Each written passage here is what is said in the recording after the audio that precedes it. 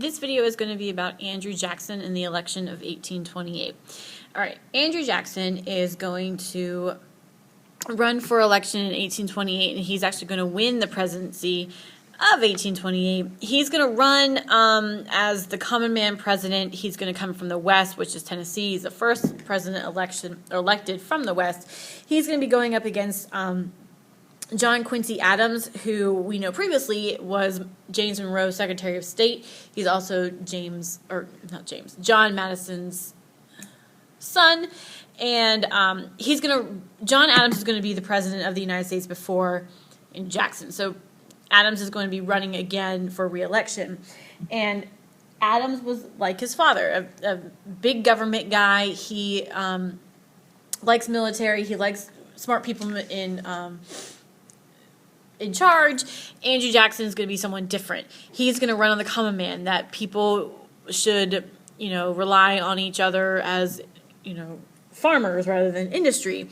And he's going to promise in his campaign trail to return back to a Jeffersonian democracy, where he likes weak central government. He wants farming to come back and states to have their rights. Now, we know that the biggest component for states' rights is going to be their allowance for nullification. And Andrew Jackson is going to experience that in his presidency and kind of change his tune. In the election of 1828, John Quincy Adams, right before the election happened, passed a pretty controversial protective tariff. And the protective tariff obviously is going to help the Northerners and industry, and the South is not going to like that because it's going to tax things that they need to sell overseas. And we know protective tariffs do not work. So when Adams signs that into law, Congress is going to pass it just to get Adams not reelected and get Jackson pushed in.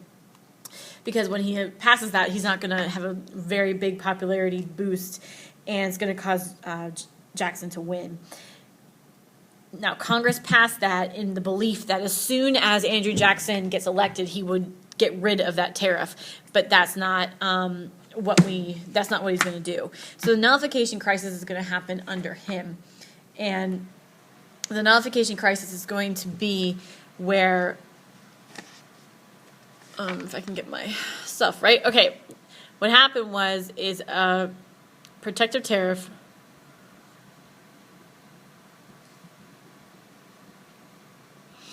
was passed under Adams, J.Q. Adams. Of course, the North is going to be super happy about this. South is not. So let's make that a mad face. So South is not going to like that, obviously.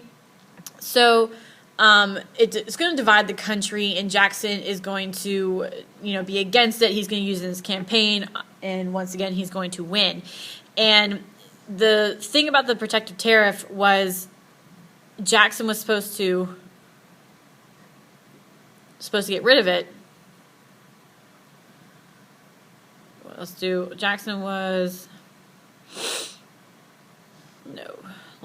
it like this. Sorry. Congress thought Jackson would get rid of it.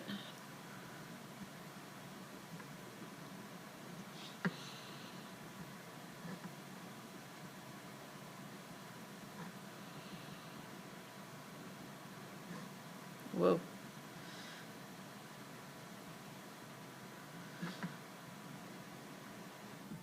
All right, so Congress thought Jackson would get rid of it as soon as he was elected, but he didn't. And so South Carolina specifically is going to get super mad. So because Jackson didn't get rid of it, South Carolina nullifies the law. The protective tariff. And they go so far to say that they won't be paying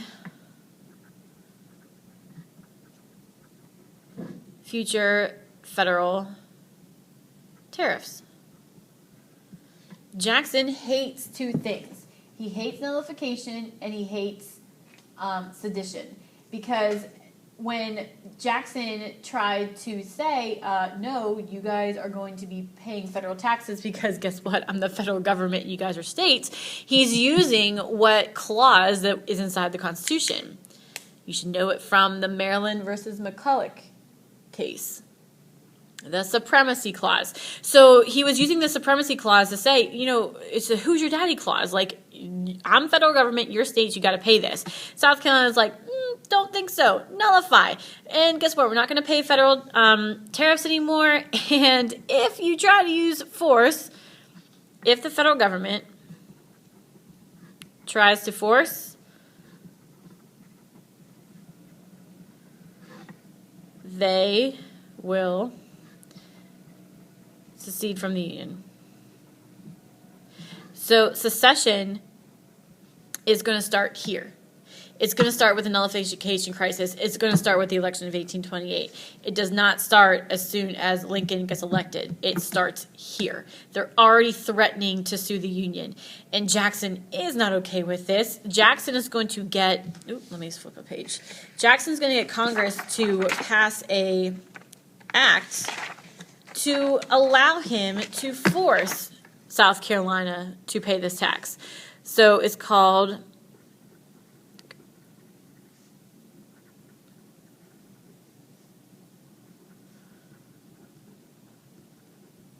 he's going to get Congress to pass the force bill.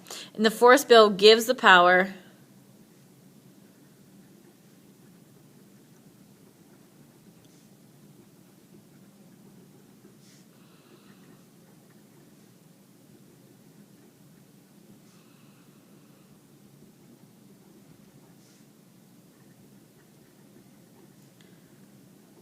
because when the protective tariff was passed, and Jackson says, hello, you guys are going to pay this. I'm the federal government, your states, you're going to pay this tax. South Carolina says, prove it.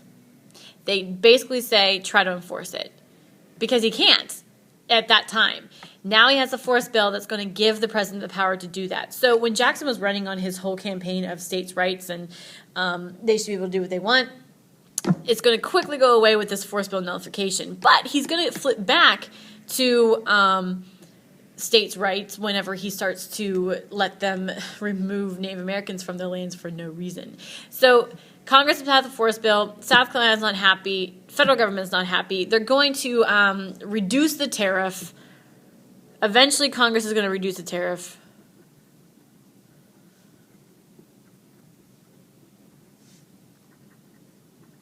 And South Carolina complies. And so tensions are kind of saved at that point. But Jackson is going to not to be a very good advocate again, because he is going to basically ruin the Native American population.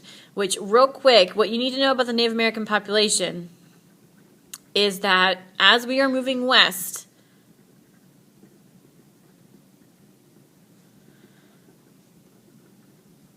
we are pushing the Native Americans off their land. Jackson is going to allow this to happen. He's going to pass something called the Indian Removal Act, which made it legal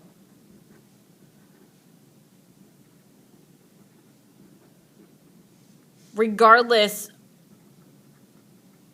It's going to make it legal to remove them regardless of treaties, regardless of they were here first, regardless of everything. So if you were a blonde-haired person living in your house and the president wakes up one day and says, all blonde people, they can just be kicked out of their house for no reason. And I'm walking down the street and I see you and I'm like, that's a really nice house. I go in and I am legally allowed to take your house over and to live in it. And you have to move. Like, that's what's going on right now. So the whole, and they had treaties with the federal government that says you can't do that. And so when the Native Americans went to court and said, hello, we have these treaties that signed by the government saying we need to live here, this is our land, the Supreme Court's going to rule with them. He's saying, yes, they are entitled to their land. And Jackson's going to say, no, they're not, because it's a state right issue, not a federal issue. So here he's flip-flopping back to, yes, you will pay my protective tariff, but no, okay, states can decide whether to remove Native Americans off their land or not. So it's going to be super hypocritical of him. So he's going to pass the Indian Removal Act. Also, there is going to be a genocide, basically, of the Cherokee tribes. Did I spell that right? Trail, yeah. So Trail of Tears is going to happen. It's the forceful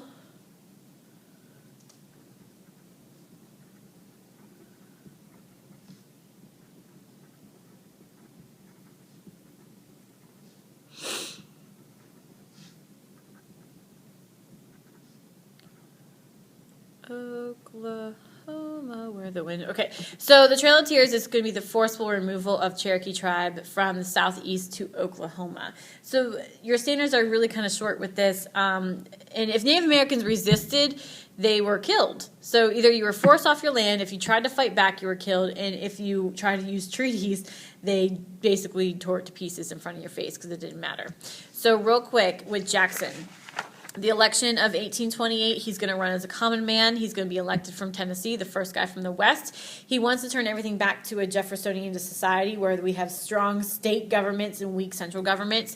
He doesn't like smart people in government. He's basically going to rip apart the entire government and replace it with new people, his quote friends. Nullification crisis is going to happen underneath him. South Carolina is not going to like that protective tariff, and they're going to threaten to leave the Union and not pay that tax. Because of that, Jackson is going to get Congress to pass something called the Force Bill, which is going to legally let him use the troops to force states to abide by the federal law. There is a tricky situation happening, and it's going to die down whenever South Carolina complies and Congress lowers that tax or that tariff. Native American population, two things you need to make sure you know is the Indian Removal Act and the Trail of Tears. Trail of Tears is going to force Cherokees to Oklahoma, and it made it now legal for you to remove Native Americans off their land.